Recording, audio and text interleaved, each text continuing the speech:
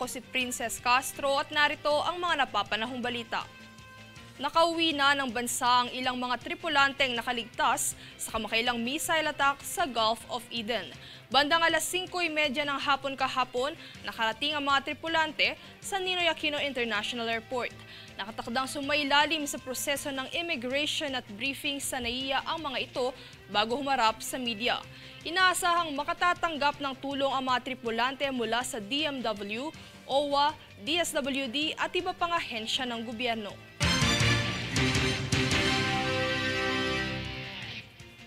Maayos na daluyan ng tubig ang sinisiguro ng pamahalaan bilang paghahanda sa La Nina na siyang inaasahan na magdadala ng labis na pagulan.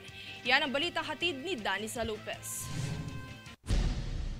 Ibinahagi ni Task Force El Nino spokesperson at Presidential Communications Office o PCO Assistant Secretary Joey Villarama na naghahanda na ang pamahalaan sa dala na ulan ng La Nina, kung kaya't sisiguraduhin nito na maayos ang daluyan ng mga tubig o drainage.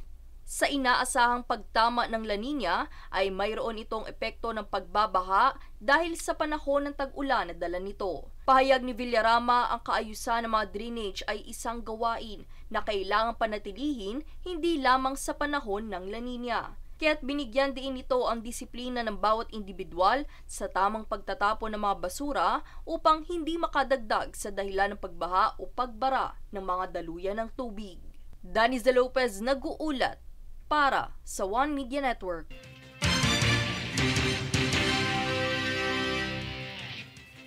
Binuksan na ng lungsod ng Makati ang book fair para sa mga may pagmamahal sa libro at pagbabasa na siyang bukas para sa publiko.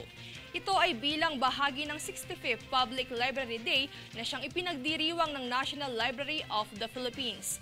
Bukas naman ang book fair ng Makati hanggang ika-15 ng Marso sa Makati City Hall mula alas 8 ng umaga hanggang alas 5 ng hapon.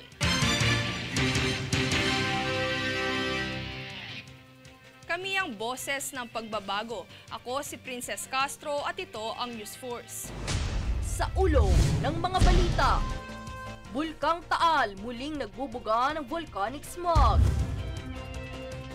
Pagtitipid sa tubig, panawagan sa publiko sa gitna ng banta ng bumababang level ng tubig sa mga dam.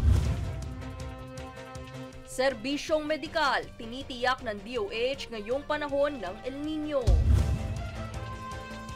Ilang tripulanteng nakaligtas sa missile attack sa Gulf of Eden nakarating na sa bansa. DOT nakipag-ugnayan sa Austria bilang parte ng pagpapalakas ng turismo sa Pilipinas. 4 na Pilipinong lifters inaasahang makakakuha ng spot sa Paris 2024. Patas at pantay na balita, komprehensibong ulat para sa pulso ng masa. Ito ang News Force.